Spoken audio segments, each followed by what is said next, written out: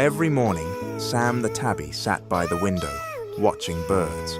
He never tried to catch them. Old Mr. Finch next door said, "He's lazy. A cat who won't hunt is no cat at all."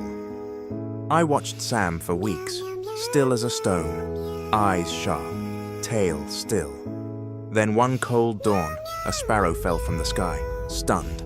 Sam crept close and blinked slowly. The bird fluttered up and flew. Next day, same time, same bird. They stared at each other. Daily they met. No chase, no fear. Turns out Sam wasn't watching prey. He was keeping watch. Kindness isn't weakness. Sometimes the strongest thing is restraint. And friendship can grow where you least expect it, even between a cat and a bird.